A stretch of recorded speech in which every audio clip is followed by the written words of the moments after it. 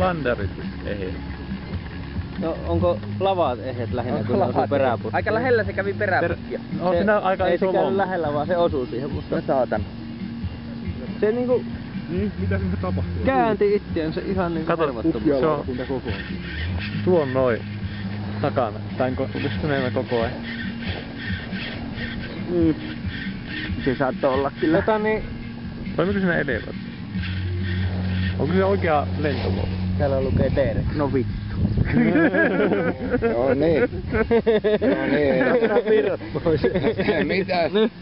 Mitä tästä oppii? Mitä me tästä opimme? Tarkista aina. Tarkista aina radio-ohjelma. Muista vaihtaa malli. Muista vaihtaa niin. Klassisia. Joo, siitä hyvä kikasissa, tää ei oo oikein mahdollista.